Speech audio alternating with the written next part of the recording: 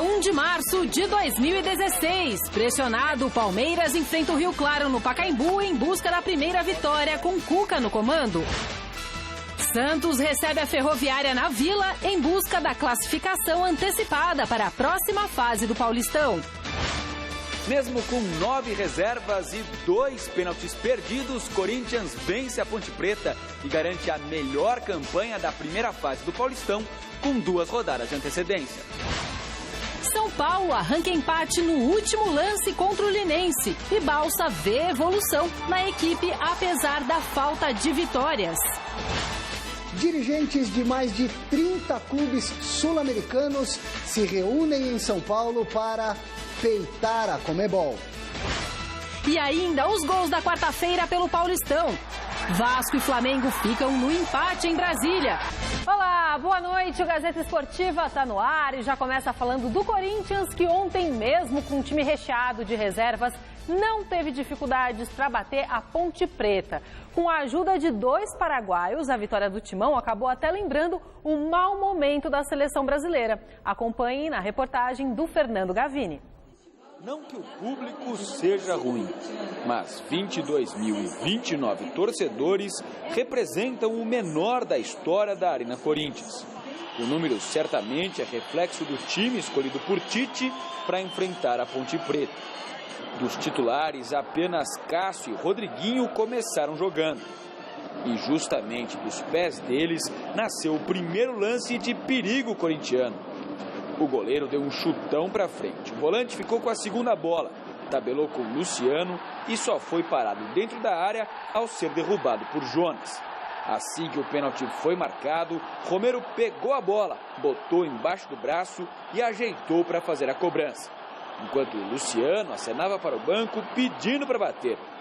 Quando o paraguaio terminou de ajeitar, Luciano pegou a bola, acenou de novo para o banco, até que Romero, com cara de poucos amigos, desistiu. Ficou na confusão porque eu não sabia que o Luciano tinha que bater o primeiro pênalti. Fiquei sabendo quando ele falou para mim, porque o Fábio Carilli falou para ele para bater. Mas são coisas que acontecem, né? Nós treinamos e definimos essa situação. Né? Como nós treinamos 3, também teve o Romero à vontade da batida, mas estava definida essa situação com o Luciano. Mas Luciano não fez jus à confiança do treinador e chutou nas mãos de João Carlos. Se ficou triste por não ter batido o pênalti, Romero mudou de humor rapidinho. Ele pegou a sobra do chute de Alain Mineiro e mandou para a rede. Graças a Deus encontrei no segundo lance a jogada do gol. Contente também por fazer novamente um gol, mas a gente está contente porque o Corinthians ganhou, né? O mais importante é isso. Mas a Ponte Preta não demorou a empatar. Balbuena vacilou, Jefferson cruzou, Cássio não conseguiu segurar e Felipe Azevedo aproveitou o rebote. O Corinthians apertou o ritmo. Wilson desviou o sem pulo de Rodriguinho e acertou a trave. No cruzamento de Romero para Giovanni Augusto, João Carlos fez milagre. Mas na cobrança de escanteio, Balbuena se redimiu da falha no gol da Macaca e marcou de cabeça.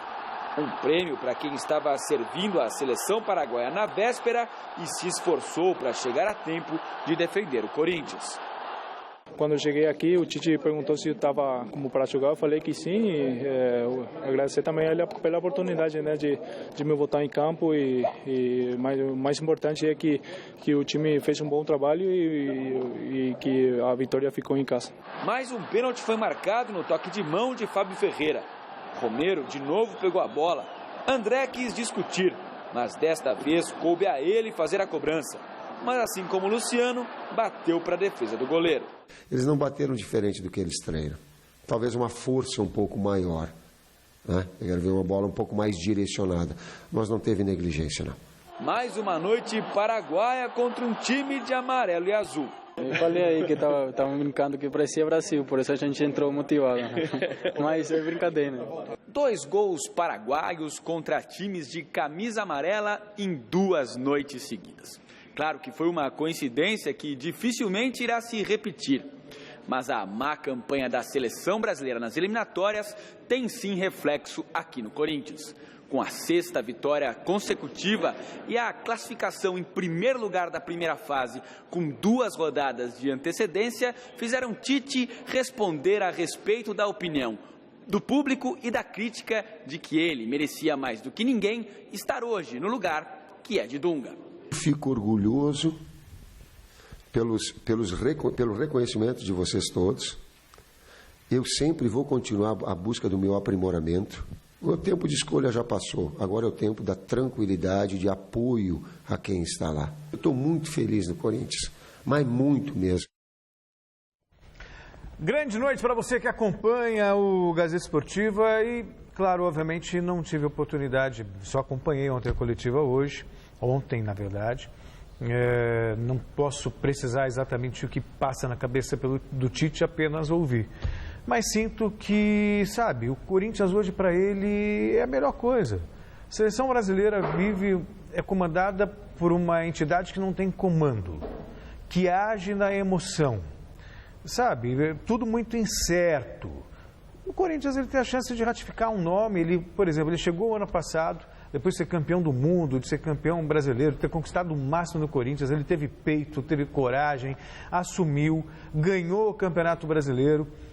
Perdeu mais da metade do time, está aí reformulando uma outra equipe. Veja só, a fase é tão boa que mesmo quando as coisas dão errado, dão certo. O Corinthians perdeu ontem um pênalti com o Luciano. Não demorou muito, foi lá o Romero, que queria ter batido, fez um gol, um belo gol. Aí o Balbuena falhou no lance que resultou no gol de empate da Ponte Preta do Felipe Azevedo. Aí depois foi lá o Balbuena e fez o segundo gol. O Cássio vai fazer uma reposição de bola, pensa de um jeito, a bola vai de outro e dá certo. Quer dizer, o Corinthians, a fase é tão boa, a energia é tão boa. Você pode falar só de energia, não é nada místico. Tem muita competência do treinador, competência dos jogadores que atendem aquilo que o técnico pede. Eu estava prestando atenção no que a Anitta estava falando no começo da matéria, mesmo com reservas. Eu não consigo identificar quem é titular e quem é reserva no Corinthians. São, assim, a não ser pela definição do Tite, esse é o time titular, mas todos são do mesmo nível. Eu dizia isso ontem. Não tem Luca, vai Romero, é artilheiro do time da temporada. Não tem André, vai Luciano, que ainda não conseguiu recuperar o melhor futebol do ano passado, quando marcou um gol atrás do outro, mas estão ali, no mesmo nível. Sabe, você tem Rodriguinho, você tem Giovanni Augusto, você tem Guilherme, você tem Danilo. Ou seja, são bons jogadores e todos no mesmo nível, Godoy. Não tem essa discrepância quando joga um e quando joga outro. Além do mais, todos sabem a lição de casa de cor. Todos estudaram o que o professor Tite ensinou. E o resultado a gente vê aí. 6 vitórias seguidas, a melhor campanha no Campeonato Paulista e agora é pensar na Libertadores. Boa noite. Boa noite, Celso, Anitta. Boa noite para você que está de olho na Gazeta, porque eu também estou de olho em você. A Anitta começou, ela chamou, a hora que ela abriu o programa ali, ela falou, Corinthians reforçado por 2 paraguaios e um brasileiro, né? Porque aquele brasileiro do apito estava bem no time também, né? Estava bem no time também. Então, ainda o Corinthians não quis nem marcar gol de pênalti jabuticaba. O primeiro existiu, vai. O primeiro pênalti. Pênalti, porque aquele Jonas, ele é bom jogador, mas é um oreiudo que eu vou te contar. O primeiro não se discute. Pênalti sem discutimento. Nem discussão e nem desentendimento. Não é? Anitta. Gostei. Mas aquele outro lá da mão do Fábio Ferreira, aquilo é uma vergonha. O pênalti existe no Brasil, né? Por que uma vergonha? Primeiro, porque é a favor do grande. Porque teve um na mão do Wilson e aí o juizão não marcou a favor do considerado pequeno a Ponte Preta, né? Então, uma vergonha tripla ainda, que não foi pênalti e ainda marcou a favor do Corinthians. Ainda o Romero, o Tito falou que eles cobraram do jeito que treina. Então os goleiros do Corinthians são muito ruins. Os goleiros do Corinthians para defender pênalti são muito ruins. Porque se eles bateram no jogo do jeito que eles treinam, é sinal que eles fazem no treino. Mas eu vi uma declaração do goleiro da Ponte Preta, diz que ele estudou. Estudou sim. É papo furado. É que ele treina. O João Carlos treina. Sair na batida da bola na direção. treina condicionamento de velocidade, reação e velocidade para pegar a bola. E não esses goleiros que ficam arriscando o canto. E outra coisa, Mourinho, o melhor treinador de Portugal, não dirige a seleção. O Guardiola, o melhor treinador da Espanha, não dirige a seleção. O melhor treinador alemão é aquele cara que agora está na Inglaterra, lá, daquela do Borussia. Não treina a seleção. Então, Tite, fica aí. Esse Klopp aí. Ô, Tite, fica aí mesmo. Fica aí mesmo, que na seleção não é pra você, não. E outra coisa, chega de gaúcho na seleção, hein? Essa dinastia de gaúcho sendo técnico da seleção, eu vou dar um golpe. Chega de gaúcho na seleção, Pascoal. Eu não aguento mais. Certo? Então fica aí no Corinthians, Tite. Qual que você quer? Quer um baiano? Não, eu vou falar agora pra você. Para nossa seleção, não é técnico o problema. O problema da nossa seleção é estrutura, organização. É isso aí. Que técnico que vai pegar o jogador na terça-feira, e fazer jogar na quarta ou na quinta, com qualidade? O Tite daria certo, sabe por quê? Porque o Tite sabe administrar o grupo. Principalmente o grupo onde tem uma estrela, uma abelha rainha lá, né? Que todo mundo tem que servir a abelha rainha. Então, primeira coisa, corta o Neymar. E deixa o Flávio Prado chupando pirulito. Eu acho que não tem que cortá-lo, tem que enquadrá-lo. Primeiro lugar. Primeiro é enquadrá-lo. O Flávio Prado fica fazendo campanha para colocar. Primeiro tem que enquadrá-lo. Neymar tem que ser titular. Não serve para ser capitão, por exemplo, não tem espírito de liderança. Não tem perfil de grupo. Capitão não abandona o barco. Aquele italiano abandonou o barco, ó, se ferrou. Que susto. Que susto. Que susto. O Gersinho quase caiu. Ai, meu Deus, me ajuda hoje. Já o São Paulo sofreu para arrancar um empate do Linense em São José do Rio Preto. O gol saiu só nos acréscimos. Mesmo com o resultado apertado que derrubou o tricolor para a segunda posição do Grupo C, o técnico Edgardo Balsa enxerga lá no fundo, uma evolução do time comandado por ele. Em São José do Rio Preto, o Linense saiu na frente do São Paulo com essa paulada de Zé Antônio do meio da rua. Um golaço, 1-0. Mas no último lance do jogo, o Ganso fez o levantamento, a zaga afastou, Maicon chutou para o meio da área e Kelvin desviou para deixar tudo igual. E ficou nisso, Linense 1, São Paulo também 1. Lo que estamos haciendo es construyendo un equipo. Y cuando se construye un equipo, hay altibajos, hay problemas. Desde el primer día que me hizo cargo de este team, ha mejorado mucho. Muchas cosas han mejorado. Defensivamente el equipo ha mejorado mucho. Y sí nos falta por ahí hacer más efectivo. Porque un partido como el de hoy, que lo dominamos al juego, pero llegamos muchas veces, pero no pudimos convertir. Entonces se nos han escapado muchos puntos por eso. Ahora tenemos el primer objetivo, que es clasificar en la fase de grupos, que quedan 2 partidos, y jugar las finales del campeonato paulista. Y después tratar de llegar a junio, a donde la idea es traer 3 o 4 jugadores para reforzar el equipo y aprovechar todo este crecimiento que ha tenido. Es decir, como no han ocasionado triunfos, entonces el torcedor lo ve mal, está amargado, lo entiendo, pero yo al equipo lo veo que ha mejorado mucho. Cabe ao Balsa ver isso, né? É só ele que está vendo também. Que está melhorando? Ele e o Rei Charles. Já não perde há 5 jogos, entendeu? Não perde há 5. Ganhou um só, mas não perde há 5. Antes estava... É o copo com metade de água. Exatamente. Se você observar com a calma, venceu uma em 8 jogos, mas não perde há 5. Agora, tem... Ô, Celso, eu vou falar com você. Deixa eu falar com você. Anitta, eu vou falar com você. Você acha que o jogador de São Paulo entende o que ele fala? Eu acho que não. Eu também acho que não. Mas de qualquer forma, ele tem razão em alguns aspectos. É uma equipe em construção. E convenhamos, ele não pode falar isso, mas é uma equipe limitadíssima. A gente está dizendo isso desde o ano passado. O São Paulino, de repente, botou todas as fichas no Lugano. Perdeu o Rogério Ceni, perdeu o Pato, perdeu o Luiz Fabiano, perdeu o técnico, enfim.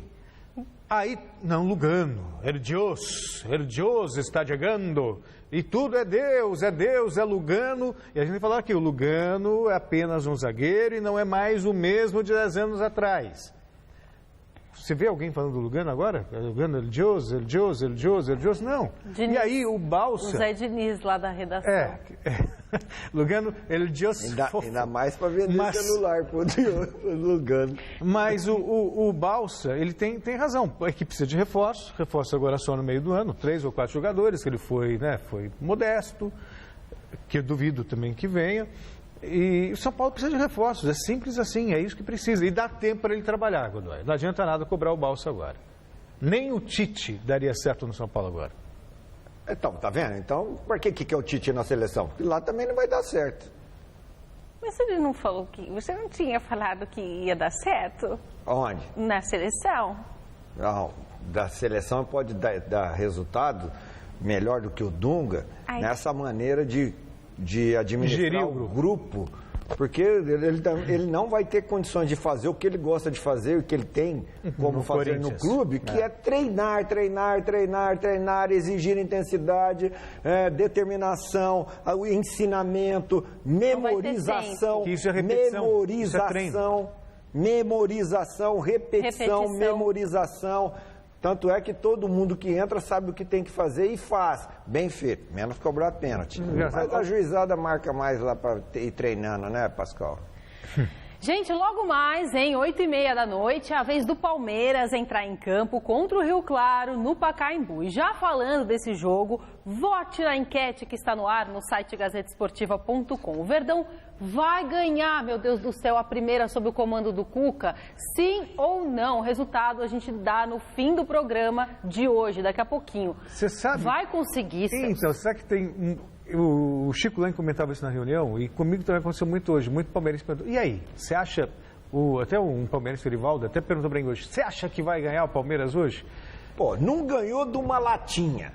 Não ganhou... O que é o latinha? Ah, tá, entendi. Não ganhou de uma latinha de líquido. Não ganhou de uma garrafa de líquido. Vai ganhar de um rio. Garrafa? Água Santa. Água Santa, mas vem garrafa? Água Santa. Não ganhou da Água Santa. Não ganhou do Red Bull. Você acha que vai ganhar de um rio? O rio é mais potente, é mais forte. Embora esse rio aí tá... Você tá ampliando, então, o líquido. Um time líquido. O Palmeiras não pode jogar contra time líquido. Time líquido não. Não, ele precisa chamar o Moisés, que separa. Até diante do seu Rio Preto ia dar problema. Rio, meu, é rio. É rio. Aí ele precisa chamar o Moisés. Meteu o negócio lá no... Como chama o negócio lá do Moisés, ô Jô? O cajado, pô, tem que fincar o cajado lá. Mas você acha que vai fincar o cajado? Não, vai, o Rio Claro ganha hoje, sei não. Não sei. A não ser que tenha uns pênaltis, jabuticaba lá pra salvar a pátria. Eu acho que dá pra O Vladimir vai lá hoje, o Tadal, o Thiago, eles já estão indo de joelhos pra lá. Gente, se perder hoje do Rio Claro, fecha as portas e o último que sair apaga a luz. Não vejo essa possibilidade, acho da Palmeiras. Tem que ganhar hoje para o Rodolfo, nosso companheiro de redação que hoje está fazendo aniversário. Um beijo pro Rodolfo. Rodolfo, vou torcer pro Palmeiras hoje, hein, por você, pro seu aniversário, pra você ficar feliz, tá? O que o primo também vai torcer. Vai dar o primo azar? Ribeiro também vai torcer. Não, se o primo torcer, aí, gente, desiste, tá? O primo agora está assistindo o jogo descostas. Descostas, cara. Ele não vê nada. Ele tá igual o segurança no estádio lá. Assiste o jogo dentro no gramado e de costas. Não vê nada, só vê a torcida. E a imprensa marrom diz que quando ele sai da sala, o Palmeiras faz gol. Tem um colega, o Admilson, lá de Diadema, lá da ZN. Ele tem uma filhinha de 2 aninhos, ele leva a filhinha no campo. Ele levou 3 vezes. O Palmeiras perdeu 2 e a outra empatou. Ele falou, Godoy, eu preciso levar hoje, porque hoje eu tenho certeza que ganha, senão minha filha vai ficar com fome de pé frio, cara. Tem 2 aninhos, menininha. Ele vai levar lá, Edmilson. Aí, meninos, ó, já que o nosso assunto é o Palmeiras e o Rio Claro, vamos direto agora para o palco da partida. Osmar Garrafa está lá no Pacaembu e traz as últimas informações desse duelo. Boa noite, Garrafinha.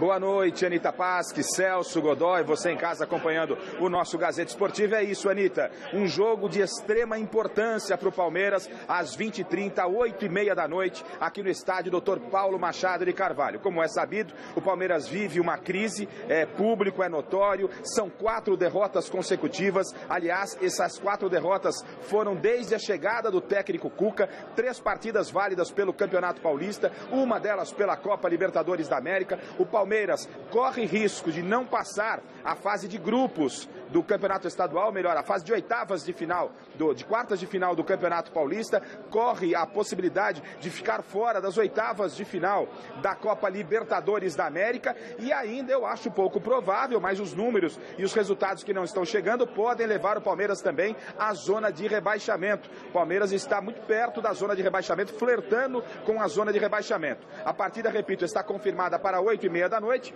Aqui no saguão apenas o pessoal de trabalho, né? Os nossos colegas, os jornalistas, o pessoal de retaguarda do clube. O Palmeiras deve chegar aqui por volta de 19h30 com a confirmação da partida para 20h30. E para falar desse momento de dificuldade do Palmeiras, nós temos uma reportagem toda especial que vai inclusive no próximo domingo no Mesa Redonda Futebol Debate, o material do Adriano Dolfi, o material com o atacante Evair, multicampeão pelo Palmeiras, ídolo da torcida palmeirense, e ninguém melhor do que o Evair, que representa muito o que é a instituição, a grandeza do Palmeiras, para falar deste momento que o clube atravessa, momento extremamente delicado.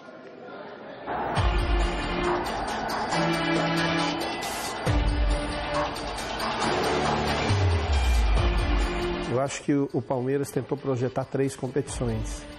E nessas 3 competições, ele imaginava ter prioridade na Libertadores, acho que bastante normal, só que começou a não ir muito bem na Libertadores, pensou que pudesse dar tudo errado e acha, no meu entender, acha que tudo já foi por água abaixo. Então, estar numa competição, contratar bastante jogadores, ter 40 jogadores no elenco, lógico, talvez pensando que vai se machucar, outros vão para a seleção, até aí tudo bem, mas eu vejo com muita dificuldade ter que motivar 40 pessoas, né? Você acha que a saída do Marcelo Oliveira de repente pode ter sido um erro?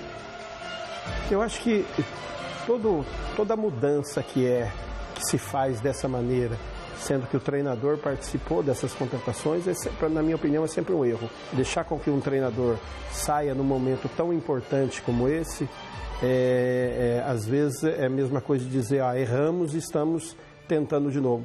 Por um lado, no futebol brasileiro, às vezes dá certo.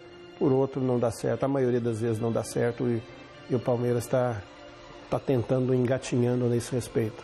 Em um momento que a torcida também começa a fazer cobranças mais exageradas, invade um treinamento na véspera de uma partida, atira pedras no retorno do ônibus a São Paulo. Isso, de repente, pode prejudicar ainda mais a situação? Acredito que sim, porque é melhor você ter jogadores motivados e sabendo aquilo que é preciso do que ter jogadores acuados, né? É verdade também que quando a pessoa está acuada, ela tende a reagir, né? Esperamos que o Palmeiras saiba reagir da maneira certa e possa dar resposta dentro do campo do resultado.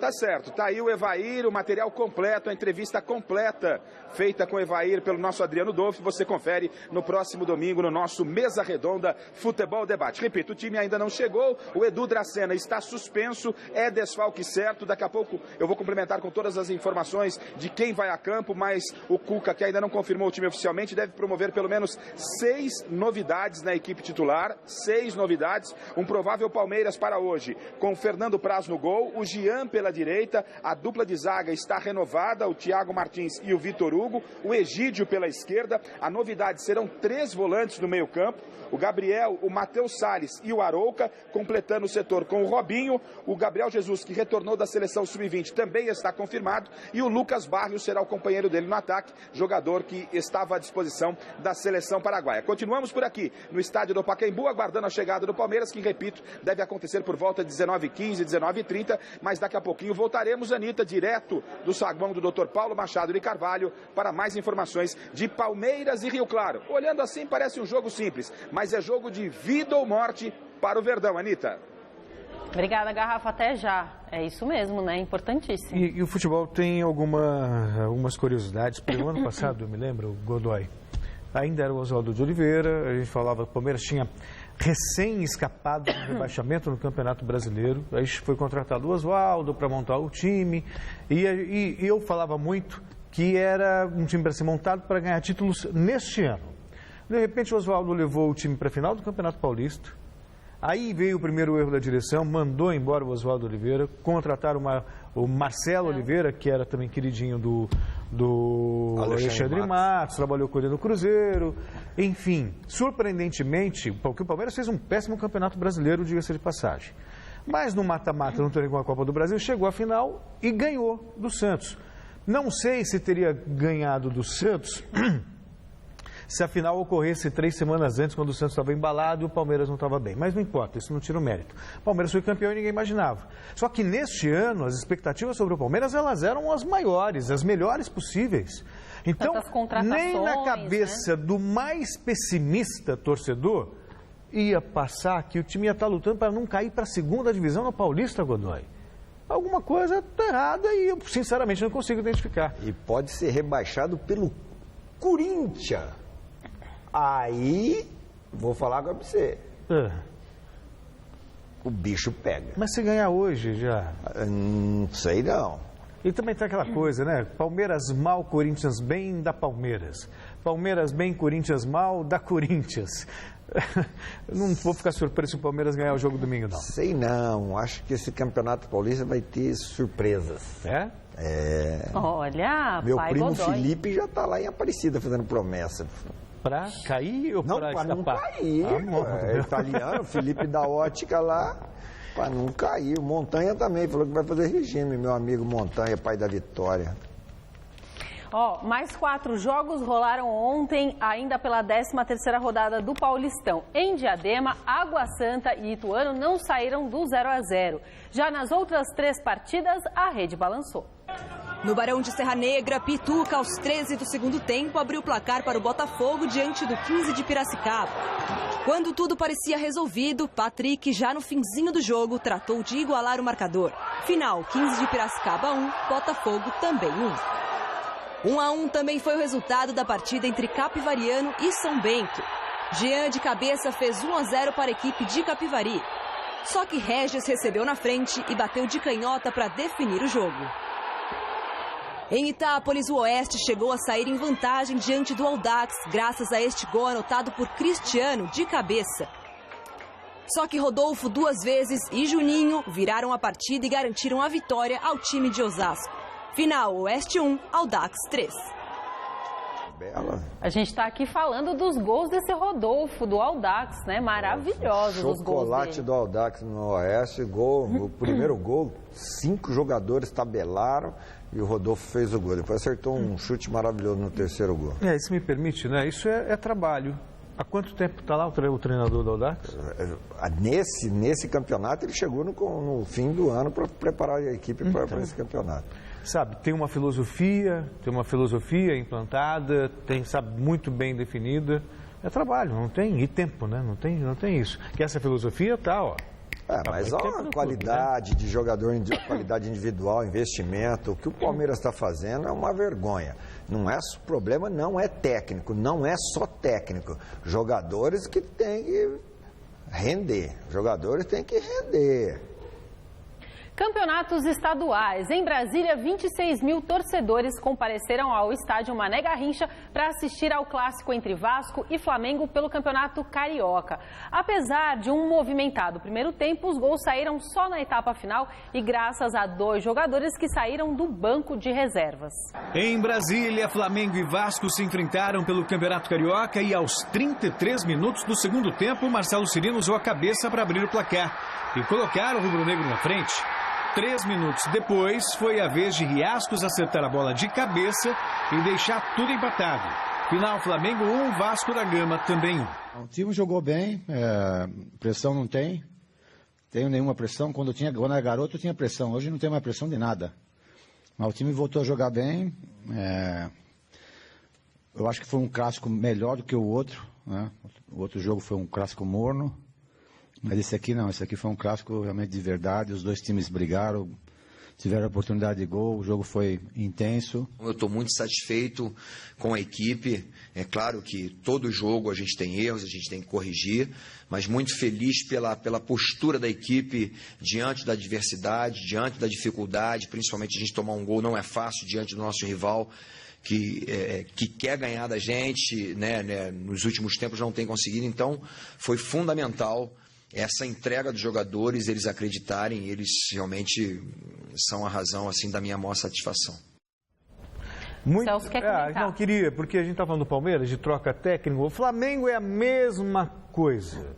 Já levou para lá todo mundo, levou agora o Muricy, já tem muita gente cornetando o Muricy.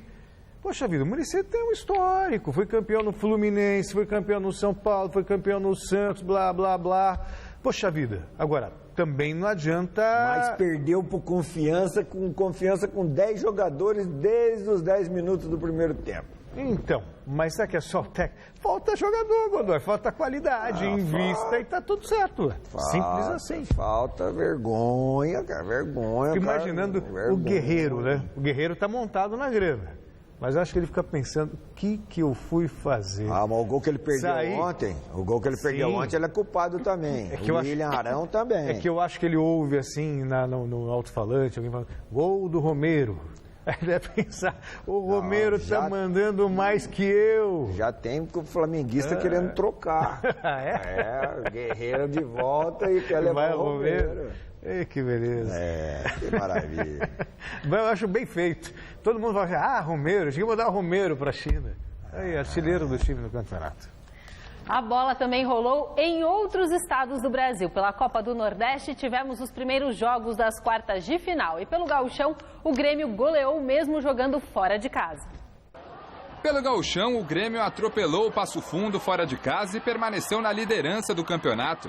O tricolor definiu a vitória nos primeiros 25 minutos ao marcar 4 gols com Bobô, Wallace 2 vezes e Pedro Rocha. Na etapa final, o garoto Lincoln ampliou a vantagem do Grêmio. Logo depois, Henrique Almeida fez o de honra do Passo Fundo, mas nada que estragasse a goleada. Final 5-1. Pelas quartas de final da Copa do Nordeste, o CRB venceu o Sport. Lúcio Maranhão pegou o rebote de Danilo Fernandes e abriu o placar. Ainda no primeiro tempo, Reinaldo Leniz fez ótima jogada e finalizou com precisão. Tudo igual, 1-1. Na etapa final, Somália recebeu o passe de Bocão e garantiu a vantagem do CRB para o jogo da volta, 2-1. Mesmo resultado da vitória do Santa Cruz para cima do Ceará. O Vozão até saiu na frente com Rafael Costa. Mas aí entrou em cena o atacante Queno. Aos 7 da segunda etapa, ele empatou a partida no Arruda. E aos 46, ele decidiu fazer tudo sozinho e definir o placar para o Santa. Final 2-1.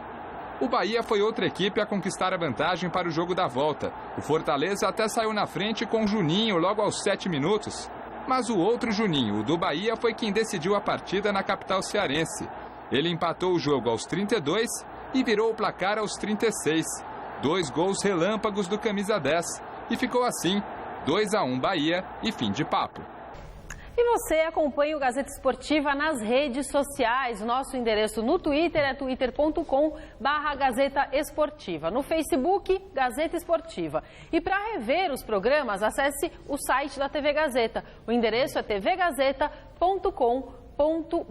Recados, beijos, abraços. Um abração lá pra turma, a porcada lá em Badiraci, tipo o seu Luiz, que é pai, o filho dele me encontrou lá no supermercado, no JJ, lá do Zé Luiz, no Eldorado, falou, manda um abraço pro meu pai, Luiz, que mora em frente ao CDP, lá em Rio Preto. Eu falei, ainda bem que ele tá em frente, se ele tivesse dentro, um abraço aí, Luiz.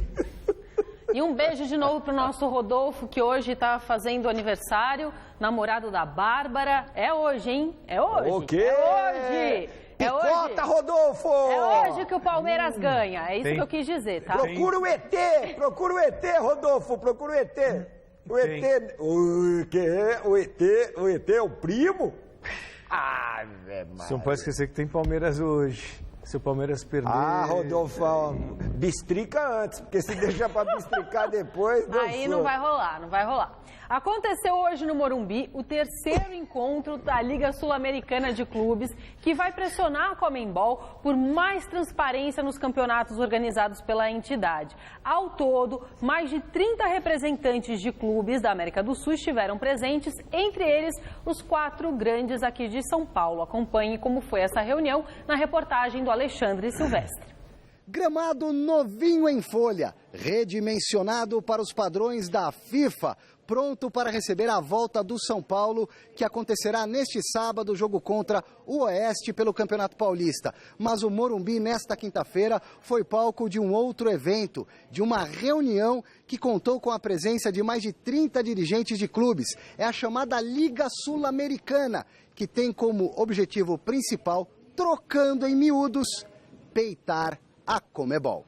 Se a Conmebol não atender boa parte das exigências dos clubes, vocês podem formar uma liga, um campeonato paralelo? Isso está começando a ser discutido. Imagino que seja uma solução possível. Esperemos que não. Confiamos en las nuevas autoridades de la Conmebol. Hubo una gran renovación. Nosotros estuvimos ya reunidos con las autoridades de la Conmebol y todos entendieron que de esta crisis es una oportunidad. E também entenderam que os principais atores somos os clubes. Será inevitável que a Conmebol se renda aos maiores clubes da América do Sul. É o que a gente quer, uma transparência. Eu acho que o futebol necessita disso, o mundo está necessitando dessas coisas em qualquer segmento. Antes de rachar com a Conmebol e criar um campeonato alternativo, a Liga Sul-Americana sugere uma parceria maior, exigindo em troca transparência mínima. Nenhum clube tem acesso a nada, nós não sabemos. Quer dizer, a gente reclama, como foi reclamado agora no início, aumentaram-se os valores. Eu não sei se esse valor que foi nos dado hoje, ele está bom em relação ao que a gente recebe ou continua ruim em relação ao que a gente recebe. Melhor do que estava, com certeza, mas eu não sei ainda em relação ao tamanho da compra da televisão. É isso que a gente precisa saber. Iremos de a pouco pidiéndole a la Conmebol, com muito respeto, pero participación, sobre todo en los procesos de licitación, de los derechos de televisión, de los derechos de sponsoreo, y ver los números, los gastos de administración que tiene que ver, como la Conmebol que organiza los torneos tiene que tener un dinero para administrarlo, pero sacando el dinero de administración, el resto del dinero tiene que llegar a los clubes porque somos los principales actores de este torneo. Queremos los clubes es que haya mayor transparencia y que los clubes que son los dueños del fútbol sudamericano tengan la información suficiente como para opinar y decidir. Fair play já. Jogo limpo no futebol. Não custa sonhar. Que entidade futebolística é menos transparente, para ser delicado com a expressão, presidente? A FIFA, a Conmebol ou a CBF? Eu acho que hoje as três são opacas. Eu acho que hoje as três precisam ser renovadas. Você falou FIFA e CBF, eu incluo... Conmebol, pode incluir a CBF, por favor, então Federação Paulista. É por isso que eu estou colocando os clubes no pacote, porque também a transparência não acontece. Veja como no futebol de uma forma geral. O que nós estamos nos propondo a fazer. Nós estamos exatamente querer constituir um organismo que seja capaz de virar referência de transparência, de lisura, de boa gestão, enfim, de modernização do futebol. Dá-lhe Alexandre Silvestre, nosso repórter. Mais 4 jogos fecham a 13ª rodada. Encerram e fecham, é para fechar de vez nessa quinta-feira. Nesse momento, São Bernardo e Mojimirim vão empatando em 0-0 no estádio 1º de Maio, no ABC Paulista. Logo mais às 8h30, mais 2 partidas, hein? Palmeiras e Rio Claro no Pacaembu e Red Bull e Novo Horizontino no Moisés Lucarelli em Campinas. Às 9h30, o Santos fecha a rodada ao encarar a Ferroviária na Vila Belmiro. Isso é Campeonato Paulista.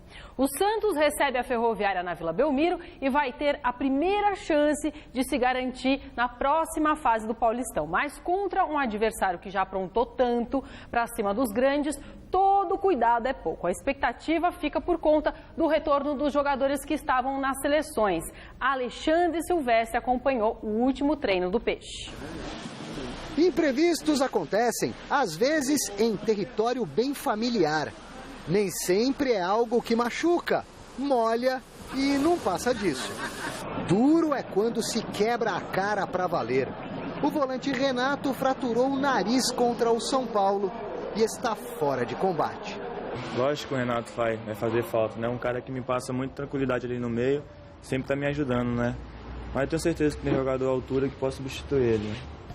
O Renato também é muito importante, sempre foi importante para o Santos, até dentro e fora de campo. A experiência que ele passa para a gente, para quem está chegando mais novo, é muito importante. Espero que ele volte logo para poder ajudar nosso time. Dos 5 que voltaram das seleções do Brasil, olímpica e principal, 4 devem ser aproveitados pelo treinador. O Ricardo Oliveira, por ter atuado em grande parte do jogo de terça em Assunção diante do Paraguai nas eliminatórias, descansará. Não é mais menino, como Lucas Lima, Gabriel, Zeca e Thiago Maia. Se vencer a partida de logo mais na Vila Belmiro, o Santos assegura antecipadamente a classificação à próxima fase do Campeonato Paulista. O problema é que o adversário do Peixe tem sido uma verdadeira pedra no sapato dos grandões, a Ferroviária. Eu até comentei com o Gabriel Jesus, né? Eu perguntei pra ele se a Ferroviária era boa. Ele falou que os caras tocam muito bem a bola, né? Que eles perderam pra eles. Então a gente tem que tomar cuidado, né? Principalmente com esses times. Então a gente tem que estudar bastante e ver qual é a melhor saída aí pra gente sair com a vitória. A gente conversou mesmo com o Gabriel Jesus e com o Matheus Salles. Esse que é um time que toca muita bola, um time bom. Surpreendeu muito time grande. Então a gente tem que ter atenção, ainda mais na Vila Belmiro, pra não ser surpreendido. Apesar do perigo que vem de Araraquara, Dorival Júnior, que não é bobo nem nada, fará o que for possível para que os 3 pontos fiquem bem guardados na Baixada. Gente, uma correção aqui. São Bernardo e Mojimirim, 1-1, tá? O jogo está 1-1. Bom, vamos voltar ao estádio do Pacaembu, onde o repórter Osmar Garrafa tem mais informações sobre o confronto de daqui a pouquinho entre Palmeiras e Rio Claro. Boa noite de novo, Garrafa.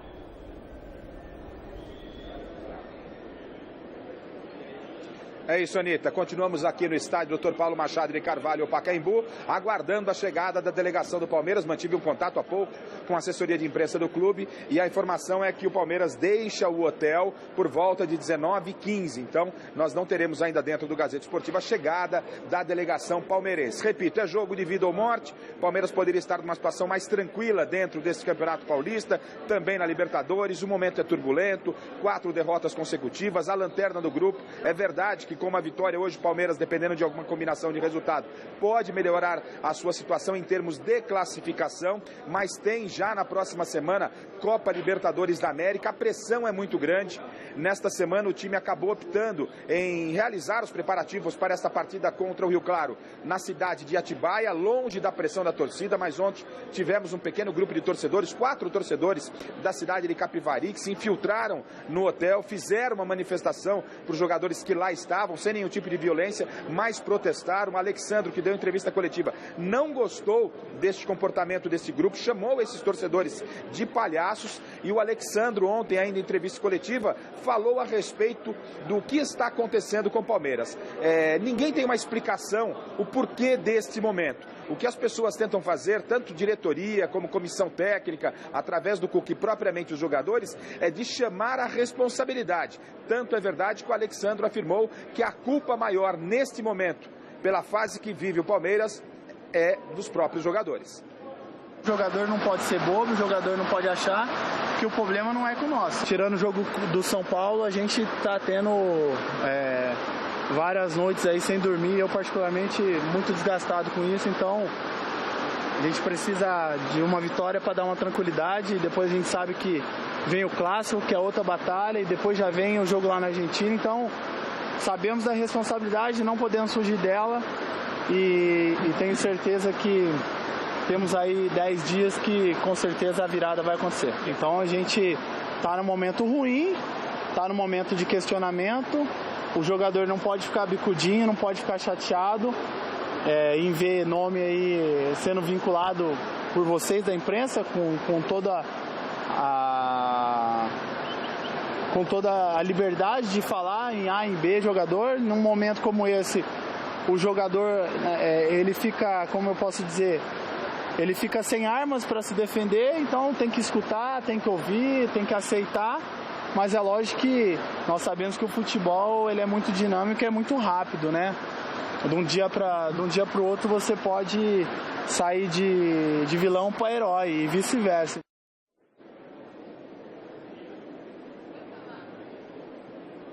Olha, Anitta, serão aproximadamente 6 novidades na equipe que vai a campo daqui a pouco contra o Rio Claro, em relação ao time que entrou em campo na partida contra o Água Santa. Jogadores que estão confirmados como novidades: o Jean pela lateral direita, o Thiago Martins e o Vitor Hugo. A zaga será diferente da que foi lá em Presidente Prudente. O Gabriel Jesus e o Matheus Salles retornando da seleção sub-20, além do Lucas Barrios, que retornou da seleção do Paraguai. Hoje, Rio Claro, domingo aqui mesmo no Pacaembu, Corinthians. Na quarta-feira, o Rosário pela Copa Libertadores na Argentina, e o Palmeiras encerra sua participação no Campeonato Paulista jogando contra o Mojimirim no interior do estado. Fernando Praz no gol, Jean, Thiago Martins, Vitor Hugo e Egídio. No meio-campo, 3 volantes: Gabriel, Matheus Salles e Arouca, além do Robinho, completando ali no setor de criação. No ataque, Gabriel Jesus e Lucas Barrios. É isso, Anitta.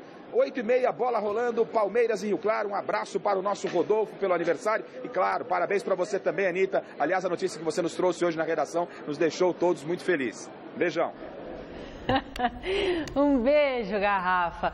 E o Palmeiras que se cuide, viu? Porque com a melhor campanha, embalado pela boa fase, o Corinthians iniciou hoje a preparação para o clássico de domingo contra o Palmeiras. Veja aí na reportagem do Felipe Esboril.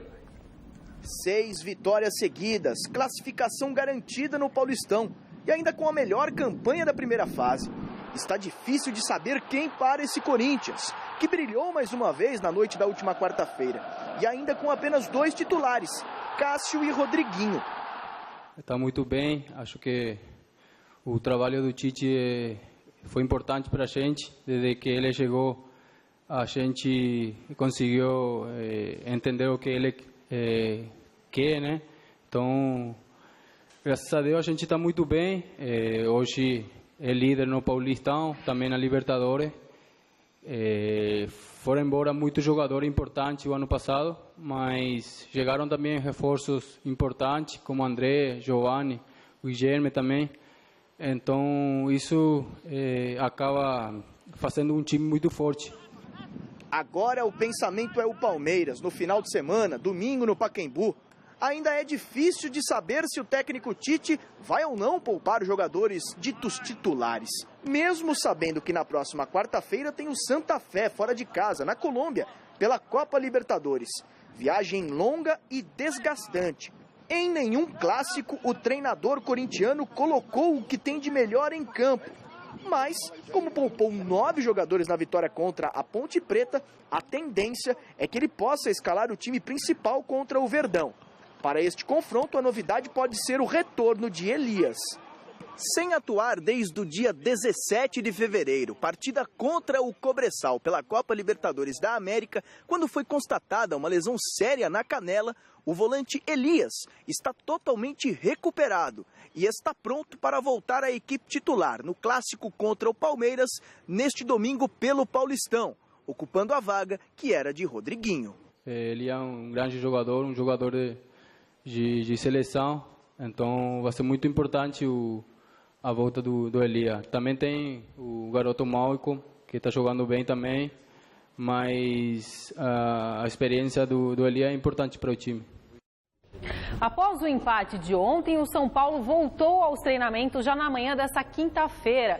Mas o clima não é dos melhores. Foi constatado um estiramento na coxa direita de Carlinhos, que vai desfalcar o tricolor por cerca de um mês. Quem também não vive um bom momento é o Michel Bastos, novamente criticado pela torcida no jogo de ontem após perder um pênalti. E se serve de alento, o time de Edgar do Balsa pode comemorar a volta para o Morumbi. No sábado, o time fará contra o Oeste a estreia na temporada no estádio. Acompanhe o dia do tricolor na matéria do Adriano Dolfi. Mais um empate do São Paulo, que não venceu ainda fora de casa neste ano. Sobram críticas aos jogadores e agora também até mesmo ao técnico argentino Paton Bausa. A equipe está correndo, a equipe está batalhando, falta um pouco mais de eficácia, que é óbvio, a gente não pode esconder isso. Quando as oportunidades vierem, a gente tem que concretizar. E falta também um pouco de sorte, né? Mas a sorte vem com o trabalho, né? Então a gente tem que trabalhar. Eu acho que agora é o momento da gente falar menos, o menos possível e trabalhar mais. E pela primeira vez no ano, o tricolor poderá jogar em sua verdadeira casa, o estádio do Morumbi, para quem sabe mudar de ares e trazer a sorte de volta. Claro que no último jogo tivemos um apoio mesmo fenomenal da torcida. Mas jogar em casa é sempre bom. Todo mundo gosta de regressar a casa. E o São Paulo também não vai ser diferente. E espero que o Morumbi nos ajude também e nos dê bastante sorte também. A sorte que, por outro lado, vem ajudando o São Paulo a se manter entre os líderes do Grupo C. Agora, a 2 pontos de distância do Osasco Audax. Uma segunda colocação que, para o zagueiro Maicon, não existe motivo nenhum para comemoração. É lógico que a gente entra em todas as competições para ficar em primeiro lugar, igual como eu referi, respeitando o Audax, mas o São Paulo, com a sua grandeza, tem totais condições e tem que estar em primeiro. Infelizmente não estamos, mas nesses próximos 2 jogos do Paulista nós vamos procurar retornar ao primeiro lugar. A dúvida para esta partida será o meia Michel Bastos. O jogador perdeu mais uma penalidade no ano e deixou o jogo contra o Linense reclamando da pressão da torcida e falando mais uma vez em sair do clube. E é claro que quando a torcida pega no pé de um só jogador, aí ele fica incomodado. O Michel Bastos não joga sozinho, o São Paulo não tem um jogador sozinho. Se for culpado, se tiver algum culpado, somos nós todos. E o Michel tem totalmente o nosso apoio, totalmente a nossa confiança. Então, o que eu quero dizer é que o Michel não tem culpa. O Michel não joga sozinho, o Michel não faz nada sozinho. Se tiver culpado, são todos os jogadores do São Paulo. Muito bem, resultado final da nossa enquete no site gazetesportiva.com. O Verdão vai ganhar a primeira sob o comando do técnico Cuca, sim ou não? Sim, 54%. O programa de hoje fica por aqui. A gente volta amanhã às 6 horas da tarde. E eu no Jornal da Gazeta. Até já. Parabéns, Anitta, pela gravidez. Fiquem com Deus, ainda é possível. Ah!